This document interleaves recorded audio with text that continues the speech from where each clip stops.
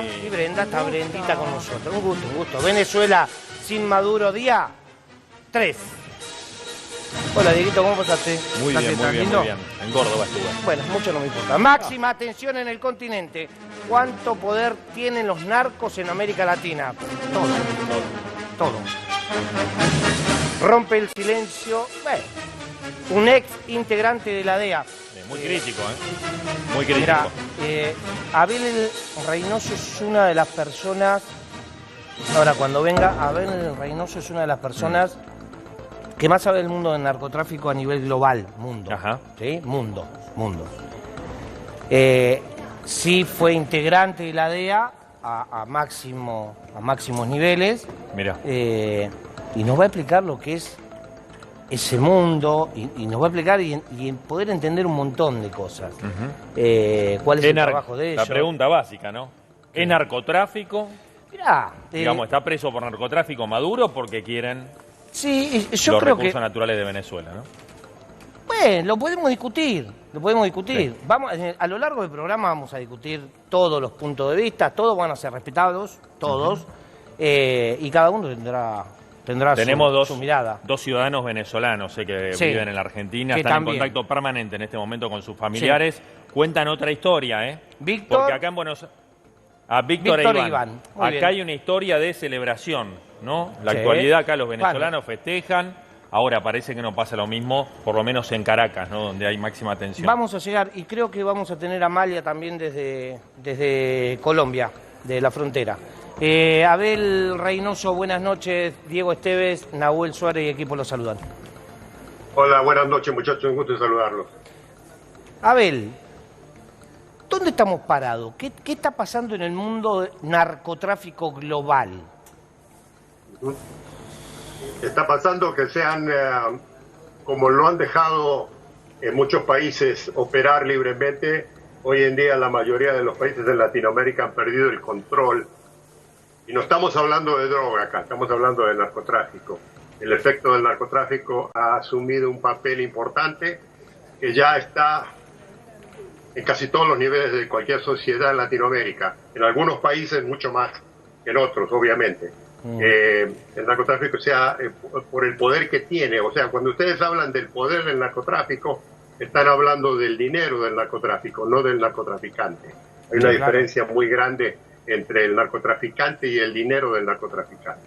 O sea, el narcotraficante se ha apoderado de muchos sectores en las sociedades porque está repartiendo dinero a manos, porque no le cuesta, a manos a derecha e izquierda, y entonces mucha gente, sobre todo los muertos de hambre, han caído en la trampa de, digamos, corromperse. O sea, el problema más grande del narcotráfico hoy en día, pongamos de lado el tema de la droga, un segundo, acuérdense que es un negocio, un negocio ilegal, pero es un negocio que genera miles de millones de dólares, en lo que muchos se han, digamos, asociado y se benefician enormemente. Eso ustedes nunca los van a ver.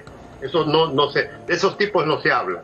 Esas personas son lo que yo digo los fantasmas del narcotráfico. Ahora, o sea, siempre vemos los malos, ¿no? De la película, el bigotudo, el que con la cicatriz en la cara, el feo, eso, pero hay toda una estructura atrás de ese hombre o esa mujer, en algunos casos, que nadie nunca habla. Y ese es el gran dilema que nos hemos encontrado los que hemos luchado en contra del narcotráfico por muchos años, porque cuando se llega a cierto nivel ya no se los puede tocar. Ahora, bueno, quería que... Sí. Es lo que hablábamos siempre. Sí. Acá a nivel Argentina, y hablo obviamente, si bien yo me especializo en la investigación en el mundo del narcotráfico, tenemos a alguien que lo hizo y lo seguirá haciendo, porque, a ver, el que perteneció a la DEA o al mundo de inteligencia nunca se va, jamás se te va a ir. Claro. No va a estar en función. Sigue teniendo amigos, conocidos, y contactos. Siempre le interesa el tema, nunca le va a dejar de interesar el tema. Vos, por cuestiones políticas, a nivel Abel, cuestiones políticas, él fue uno de los directores. Es decir, claro, máxima autoridad. Al tener el cargo de director, obviamente la política te mueve, pero no vas a dejar nunca de pertenecer a ese mundo. Le quiero preguntar a Abel, para redondear la información, digo, para el que no sabe, ¿no? Sí. Digamos, Estados Unidos invade Venezuela o entra a territorio venezolano con el pretexto de las imputaciones que pesan sobre Nicolás Maduro, sorprendentemente sobre su esposa también, que sería una suerte de cerebro, mano derecha de él, en lo que son estos negociados con el narcotráfico. Después está el famoso Diosdado Cabello, ¿no? Ministro de Guerra, si mal no recuerdo, del gobierno de Venezuela, y también el jefe del Tren de Aragua, que tantas veces lo nombramos, que Nahuel lo nombró, que en su momento Ñamandú está imputado. No, pará. El Tren de Aragua es una organización criminal que nace, sí, en las cárceles de Venezuela, pero no, a ver, Ñamandú no es el jefe del Tren de Aragua. El Tren de Aragua es la organización criminal.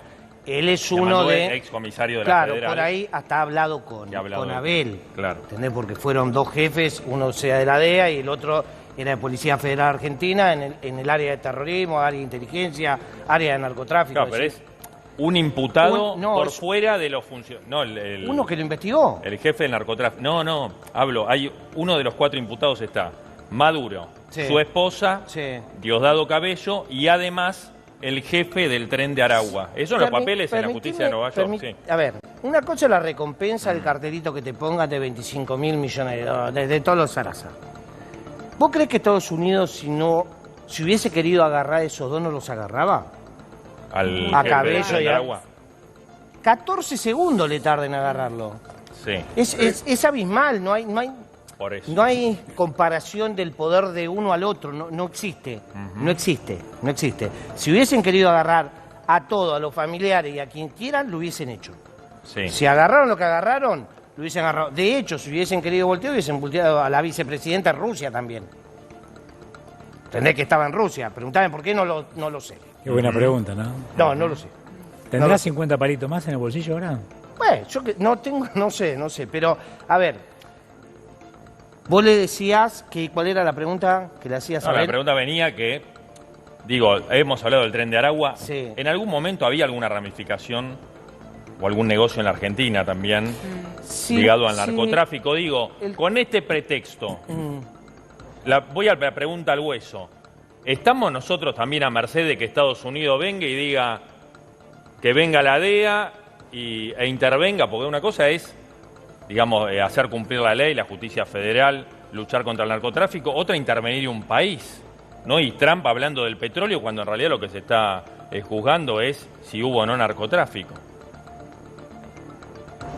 La pregunta es exactamente que ¿en Argentina o en Venezuela? Si puede invadir Trump la Argentina, Uruguay, Chile, encontrando un vínculo con el narcotráfico que perjudica a los Estados Unidos. No, ahora hemos vuelto a la época de Menem con las relaciones carnales, este riesgo no existe. Está bien, pero de acá a 2 años cambia el gobierno y el riesgo existe porque hay un precedente, ¿no? Exacto. El argumento lo tenemos que analizar desde varios puntos de vista, este tema de Maduro. Maduro obviamente es un tipo fascineroso que ha causado mucho daño a Venezuela, como los venezolanos se lo pueden decir mejor que nadie, y que lo único bueno de esto es que ya lo sacaron del medio. O sea, si no se hubiera ido nunca, obviamente. Él era muy hábil y se manejaba muy bien con el grupo que tenía de protección y hubiera sido imposible. O sea, le intentaron no sé cuántas veces de sacarlo y nunca lo pudieron sacar. Entonces, en eso se puede decir que fue muy buena la operación. Ahora, lo que ha ocurrido es que hay varios ángulos a este tema. O sea, no se puede simplificar con el tema del narcotráfico nada más. O sea, acá hay un interés económico que el presidente Trump lo ha manifestado muy directamente. O sea, en la conferencia de prensa que él tuvo después de este operativo, él no habló de democracia ni de cambiar el tema político de Venezuela. Él habló de 2 cosas.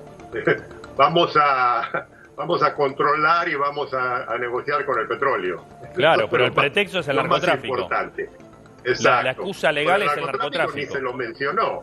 O sea, es un tema relativo porque le ha servido, y esta es una situación que yo la he visto muchas veces, ha servido el tema de la lucha contra el narcotráfico como una herramienta política, pero no no una realidad, digamos, de una investigación. Y les cuento, les menciono un nombre para que vean, o sea, para que vean la ironía de este tema. ¿Ustedes han oído de Juan Orlando Hernández? Sí. Sí. ¿Sí? Sí, sí. ¿Lo conocen? El nombre, sí, claro, la historia. Juan Orlando ¿Quién es? Hernández. Porque mucha gente no Bueno, lo conoce. Juan Orlando Hernández, les explico porque es muy relevante a lo que estamos hablando, ¿ok? Juan Orlando Hernández fue juzgado con una enorme cantidad de evidencia en su contra de que él sí había participado en el narcotráfico, él con su hermano y su grupo de contactos y de alto nivel, y le habían dado una sentencia de 45 años de cárcel allá por 2022. En diciembre de este año, el presidente le indultó la sentencia y lo perdonó. Si estamos hablando de un narcotraficante cualquiera, esto no tiene importancia, pero ahora sí le voy a poner importancia. Hernández era presidente de Honduras. De hecho, hay una serie. No, pero esto no es una serie, esto es real. No, lo sé, de hecho, hay una era serie. el presidente de Honduras, que Honduras precisamente lo entregó a Estados Unidos por narcotraficante. Y Trump lo perdonó. Entonces, bueno. quiero que entienda la dimensión de lo que estamos hablando cuando hablamos de que estamos luchando contra el narcotráfico. Sí. Yo No, te es voy- una mera a ver, conveniencia política. Total, pero yo voy más. Es geopolítica, ¿no? Hago un pasito más que el tuyo. Por ejemplo, a ver, ¿hasta qué año serviste para la fuerza? Bueno, yo estuve en tres instituciones distintas. Yo comencé en la Policía de Los Ángeles, después estuve en la DEA y después del 9/11 me transferí a la Secretaría de Seguridad Nacional contra el terrorismo. Bien. Y estuve casi 15 años del Pero ¿hasta qué año? En servicio total tengo más de 30 años, 35 años. Pero ya estás jubilado. Sí, seguro. Bien. ¿Cuánto hace que te jubilaste? 10 años. Bien. El régimen chavista lleva más de 10 años. Sí. ¿Sí? Sí, seguro. Yo Yo estuve en Venezuela cuando Chávez estaba todavía presidente. Bien. En alguna de tus investigaciones en el mundo del narcotráfico DEA, ¿lo tenías en carpeta a Chávez o a Maduro o a la gente que hoy está...? No, eso no. O sea, hay una cosa muy peculiar aquí que tenemos que analizar y que separar. Una cosa son narcotraficantes y una cosa son personas que se benefician del narcotráfico. Son dos temas muy distintos. Claro. O sea, el tema del narcotráfico, como siempre digo, hay un jefe, ¿no?, de una institución, o sea, de un grupo delictivo, y después tienen sus segundos, y después tienen toda la estructura de venta, de transporte, de producción, de lavado de dinero y demás, ¿no? Pero toda esa gente que está atrás de ellos es gente de mucho poder, que no son los que vemos en la cara. Total. Entonces, yo he hecho, por ejemplo, y no voy a decir qué país, pero he hecho varias investigaciones y una sí me tocó investigar a un presidente conocido, muy conocido. Sí, sí. Y lo que sí era un caso encubierto en el que llegué a conectarme con el hijo del presidente y negocié con el hijo del presidente para comprar varias toneladas de cocaína. Lo dejo ahí nomás. Lo que ocurrió es que cuando empezamos a hacer todo esto, el presidente no se mete. Ese es el problema. Claro. Los que se meten, ellos tienen siempre todo un grupo de gente que les maneja todo eso. Satélite. En este caso, en el caso que yo estoy contando, el hijo era el que le manejaba todo el negocio del narcotráfico. Le estoy hablando de hace muchos años de esto. Sí, sin duda. Entonces, de hecho, a ver, es muy difícil decir que un presidente meta las manos en la masa. O por lo menos que lo agarres. No, sí, o sea, ahora, en el caso del señor Maduro, obviamente porque hay tanto odio, yo voy a especular que posiblemente van a haber varias cuadras de testigos esperando afuera de la corte para testiguar en contra de él, por todo lo que él hizo en Venezuela durante los 13 años. Sí, a ver, yo lo que decía era, raro que, siendo el encargado de la DEA en el momento del chavismo, a ver, la DEA es la dirección que está a cargo para que la gente entienda, del narcotráfico mundial. ¿Sí? La lucha contra el narcotráfico mundial. No el tranza. Pero es un organismo no el tranza, del gobierno de Estados Unidos. Sí, norteamericano, sí, claro. A niveles alta escala. ¿Sí? Correcto. Correcto. Nunca figuró en la carpeta. Bueno, entonces, ¿qué sería reciente? ¿De qué estamos hablando? A ver, es decir, ¿cómo es el cartel de los soles? Sí. El cartel de los soles es ahí es donde supuestamente hay un grupo dentro de las Fuerzas Armadas venezolanas que se dedican, pero esto lo encontramos, ¿sabe lo que pasa? Que este mismo tema lo encontramos casi en todos los países nuestros. O sea, el narcotráfico se ha metido en tantas instituciones hoy en día, que sobre todo los países que ya están identificados como casi narcoestados, ¿verdad? Sí. Hay todo un grupo dentro de las Fuerzas Armadas, y esto está plenamente identificado. Y no le digo de ahora, viene desde los años 30, los años 40 en muchos países. O sea, ya hay una plena división dentro de las Fuerzas Armadas. Ahora, déjeme aclarar, esto no significa que todos los que están en las Fuerzas Armadas o los que están, digamos, el personal está metido en el narcotráfico. Ahora, no, es un grupo muy selecto. La pregunta es, ¿en cada uno de los países de la región habría argumento suficiente para que si a Trump se le ocurre pueda invadir todos los países? ¿Seguro? Pero sin ninguna duda.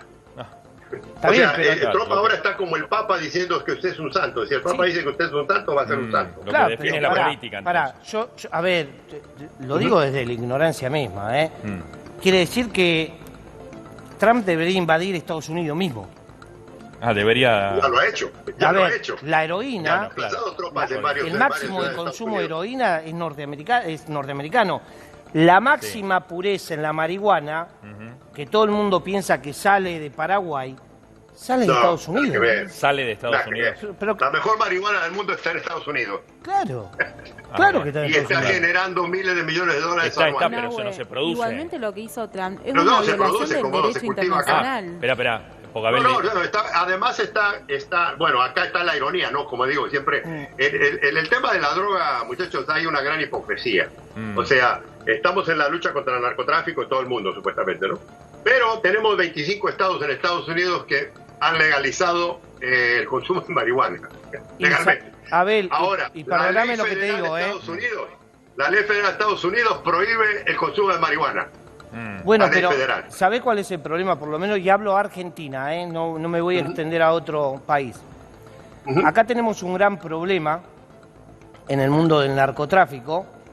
Sí. Primero porque vos sabés que el narcotráfico es transversal, atraviesa todas las capas sociales, todas. Sí, la diferencia tenés que uno consume 1 gramo de $1000, ¿sí? Que de la buena, la pura, y tener pibe que toma azafrán de la villa. Y bueno, ese es el drama del narcotráfico. ¿Y sabés qué es lo que creció más en Argentina en estos últimos 20 años? Lo que más creció en Argentina son los consumidores. Y cuando crecen los consumidores, no me venga nadie a decir, che, el narcotráfico se combate, se puede, no va a haber más narco, nadie va a vender más droga, porque es una gran mentira. Eso no puede ser. ¿Me equivoco, Abel? Que más creció, ¿no? No, absolutamente no. Es más, o sea, yo siempre he argumentado una cosa que acá en Estados Unidos la sociedad a veces no quiere aceptar. Nosotros somos los campeones del mundo en consumo de droga, punto. Si hubiera una olimpiada de drogadictos, Estados Unidos le gana a todos al galope, pero gracias a todos. Esa es una realidad. Pero recién decías, una cosa es consumir. ¿Produce Estados Unidos droga? No. La único que produce es la marihuana, y de muy alta calidad, porque además están generando millones y millones de dólares. Sintético también. Hoy en día. Algo de sintético hacen. Legalmente hablando, o sea, es legal ya la venta de marihuana acá. A nivel industrial, a nivel consumo, y no sé si han estado en Nueva York en los últimos meses, pero en el último año, si no han ido a Nueva York, es imposible caminar por las calles de Nueva York y que alguien no esté fumando marihuana, por ejemplo. Y Abel, por ejemplo, ¿puede existir un narco con trayectoria de 30 años? ¿Qué pasa, chicos? Tanto golpe. No sé. ¿Puede existir un narco de 30 años de carrera sin que el Estado lo vea? ¿En dónde? En cualquier país del mundo. No, acá en Estados Unidos no. Pero en nuestros países sí hay. Hay narcos de 30, 40 años que son intocables. Vuelvo a repetir. No, pero no hablo de intocable, no hablo de intocable. Hablo de que el Estado no lo vea, no lo descubra, no sepa que está. Ah, no, es imposible, es imposible. Sí, sí. O sea, un narcotraficante. Estamos hablando de narcotraficantes, ojo, no estoy hablando de alguien que ha hecho millones de dólares con las ganancias del narcotráfico. Por ejemplo, hay un sector bancario internacional muy grande que gana millones de dólares con la droga, pero ustedes nunca se enterarían de eso. Pero narcotraficantes que ganen, o sea, que están establecidos y que ganen mucho dinero, es imposible. Porque tienen, primero que todo, para mantenerse a un nivel de ese, es como de ser el boxeador del campeón mundial. Eventualmente se va a encontrar con alguien que le va a querer robar, que lo va a querer matar, por la competencia, obvio, ¿no? Siempre la violencia y la corrupción destruyen las uniones entre ellos mismos. O sea, uno de los grandes problemas del narcotráfico, que yo siempre insisto, no es tanto la droga, sino la corrupción y la violencia que genera. El daño colateral. Cuando uno está establecido, es inevitable. O sea, todo gran narco tiene dos opciones en la vida: la cárcel o la muerte. Ahí no hay jubilación. Total. Abel, te pregunto, mientras vos hablas, estamos viendo tus imágenes, ¿no? Hace algunos años, bueno, en el territorio, armado, en plenas investigaciones, con traje de fajina. Me imagino lo que habrás vivido. ¿Cómo es un operativo? Porque uno ha escuchado varias versiones, ¿no?, en las últimas horas respecto a, bueno, cómo lo detienen, ¿no? A Maduro se habla de una recompensa de 50 millones de dólares, de que sobornaron a alguien, o en realidad le pagaron a alguien de su custodia para que entregue información. ¿Cómo es? Porque yo digo, y capaz si es más simple, le dijeron: Maduro, se te terminaron las horas a través de un mediador, entregate, y se entregó pacíficamente y nos están vendiendo una película. ¿Cómo es realmente? En la historia de México había un general mexicano en la época de la revolución, allá por 1910, que tenía una frase, obviamente estamos hablando de hace 100 años atrás, 150 años atrás, y decía: no hay persona que resista un cañonazo de 50,000 pesos oro. Totalmente, claro. Bueno, hoy en día alguien, le aseguro a ustedes, que hay alguien en Venezuela con 50 millones de dólares en el bolsillo. Ah, bueno, lo asegura. O sea, les aseguro eso. No es ninguna duda, porque la recompensa era demasiado grande para no ser tan tentadora. Y seguro, por el tipo de operativo que se utilizó, porque yo le digo, yo he trabajado en este tema, conozco cómo se arma un operativo. Seguro había gente muy cercana, porque por lo general a este tipo de operativos, de este tipo de gente de tan alto nivel, los que los traicionan son digamos, los que están en la mesa de la cocina. Claro. Sí, la mesa del chica. círculo íntimo, la primera línea. Claro, más, de hecho, Jorgito... Tiene que tener mucho conocimiento. Y se sabía mucho de todo lo que hacía Maduro en todo momento. O sea que obviamente había gente. Además, no olvidemos que esto también jugó un punto muy importante: la tecnología que existe hoy en día, con los drones, con lo visual de los satélites, con los sensores, con un montón de tecnología que existe hoy en día, que facilita mucho ubicar personas. Igual, Abel, sobre todo cuando hay alguien de tanto interés. Igual, Abel, primero coincido con vos en la mesa chica. ¿Sí? Yo creo que no era uno, sino que eran 4 o 5. Ah, no, sí, se repartieron. Es muy probable que se hayan repartido. Son 4 o 5. Sí, y otra de las para cosas. dejar contentos a yo varios, te voy a ¿no? explicar el porqué. Otra cosa. Alguien armó las varias maquetas que tenían antes de hacer la irrupción. Había varias maquetas, ¿no? Y que esas maquetas alguien la armó. ¿Quién puede armar una maqueta de tu casa? Claro, alguien que conoce la casa. tu casa. Bueno, antes de llegar, había varias maquetas de varios lugares donde podría estar el objetivo. La tecnología es buenísima, el poder de fuego de Estados Unidos es buenísimo, pero no hay nada mejor alguien que esté viviendo con vos adentro y diga: seguro. Che, el baño es este, la cocina es esta, Ahora, tenés esto, la puerta de tanta pulgada. Hay que llegar ahí. Me imagino que era el trabajo Los de Abel. servicios. Digo, como habló de llegar al hijo de un expresidente, que obviamente no nos ha preguntado quién era, pero bueno, le confiamos plenamente en su palabra. ¿Cómo llegás al círculo íntimo de Maduro sin que te delaten, ¿no? Con la plata en el bolsillo. ¿Cómo es? ¿Cómo ganás la confianza? No, bueno, hay distintas formas, ¿no? Obviamente necesitaría explicarles todo. Hay un tema, obviamente, que se llama el tema del policía encubierto, del agente encubierto, en el que uno, que no es reconocido en un país donde nunca lo han visto, uno se infiltra y llega y viene con todo. O sea, se arma. Es un poco, aunque no lo crean, es un poco película esto. Sí. No, bueno, la película está inspirada en la realidad, ¿no? Bueno. Sí, o sea, la película. Les digo esto porque sí, yo trabajé mucho tiempo encubierto. Se llega en un jet privado, se manejan con un chofer, se llega con una enorme cantidad de dinero, digamos, para gastar en todo lugar. O sea, las infiltraciones son relativamente interesantes. Además, se arma todo un entramado. Ahora, esa es una forma. Ahora, la forma más fácil, que es la que creo que acá se utilizó, obviamente, los agentes de inteligencia y sobre todo una de las cosas que yo siempre he dicho, los mejores casos que yo hice a través de toda mi carrera, siempre fueron por la información que los informantes nos proveían. Y los informantes están divididos, para que ustedes entiendan cómo funciona, en 3 categorías. Esto es muy importante para que entiendan cómo puede haber llegado esto. La primera categoría es, digamos, el que quiere ser, yo siempre digo, el que soñó alguna vez con ser policía, que vio series de televisión y que le encantaría hacer una cosa y le atrae esto y entonces lo hace como, digamos, como un hobby, como una aventura, como un niño, digamos, ¿no? Como un juguete. Ese es uno, que lo hace porque a lo mejor quiere acabar con el delito o está cansado. Ese es uno.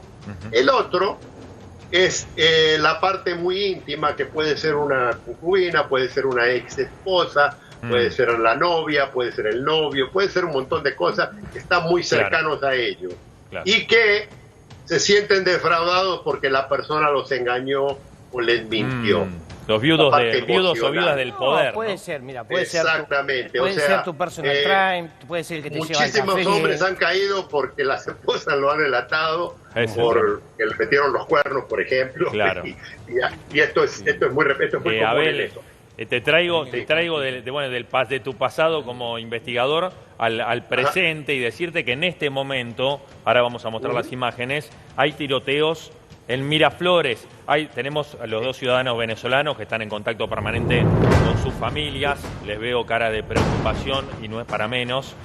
Recién fuera del aire me decían, ojo, hay un clima de muchísima tensión en Caracas. Muchísima tensión, a diferencia de lo que uno puede suponer, que hay clima de festejos porque Estados Unidos ya desembarcó y no, Parece que el gobierno de Maduro sigue jugando de local con sus militares, con sus paramilitares, ¿no? Dejaron la estructura completa, no le eliminaron a la estructura. Claro. Se llevaron a Maduro. Y a la esposa. Es que pero es Trump ratificó a la vicepresidenta. Exacto. Listo. Nos vendió un título Trump, pero en realidad todo sigue igual. Esperemos que no, la verdad que... Y bueno, ahora vamos a ver qué pasa, porque lo que va a ocurrir ahora, lo interesante de todo esto es cómo van a jugar las figuritas de ahora, quién se va a quedar con qué. Y el tiroteo es seguro porque acuérdense que había un grupo con Maduro que la estaba pasando muy bien, ojo, no todo el mundo en Venezuela estaba sufriendo, como en todos los lugares del mundo. O sea, el pueblo, sí. Pero había un grupo interno de Maduro que se beneficiaba mucho del sistema político de Maduro. Y no quieren resignar privilegios. Como se les está acabando, están, como dicen, pierdo arrebato, ¿no? ¿Y ese grupo es un grupo muy grande, puede Abel? Que ese grupo esté muy nervioso en este momento. La última vamos con imágenes, hijo. Abel, te preguntaba ese grupo que se está beneficiando o estaba beneficiado por Maduro. ¿Es un grupo grande? Y sí, es un grupo, es un círculo, bueno, ahí está el poder, o sea... ¿Por qué Maduro no se iba? ¿Por qué el pueblo nunca lo pudo sacar a Maduro? Porque era sostenido por ese grupo. Por las armas y por el poderío económico. Un grupo armado, claro. O sea, es como al narco más grande. ¿Por qué al narco nadie lo toca, un narco grande? Porque distribuye, porque tiene su gente armada y porque tiene mucho dinero que lo protege. Y cuando lo quieren levantar, en algún momento que lo quieren investigar, inmediatamente le avisan. O sea, acuérdense de Escobar. Escobar escapó por mucho tiempo, porque cada vez que había un operativo en la misma, había un grupo dentro de la policía de corruptos que le avisaban a Escobar dónde estaban las fuerzas policiales. O sea, por eso Escobar duró mucho tiempo. Al final fue Estados Unidos, la fuerza de Estados Unidos, la que lo encajonó en el barrio ese donde lo encontraron, y ya ahí él no tenía ninguna protección, porque eventualmente en este tema, en este problema del narcotráfico, eventualmente cuando ya la presión es muy alta públicamente, cuando ya los medios informativos, los medios periodísticos ya se encaran demasiado, es muy difícil protegerlo. Entonces lo dejan, como decimos en Argentina, colgado del pincel. Sí. Cuando ya queda eso, ya no le queda mucha opción. Era lo que Maduro debía haber reconocido. A ver, yo cierro con esta pregunta y tenemos que ir imágenes. ¿Hasta dónde llega el narcotráfico? El narcotráfico, el narcotráfico real, no el tranza o el que vende, el narcotráfico. ¿Hasta dónde llega? Hasta los mismos gobiernos. Gracias, Abel. Muchísimas gracias. Fenómeno. Un gusto en saludarlos, cuídense mucho, un placer. Gracias. Vamos con Roja, dale, vamos.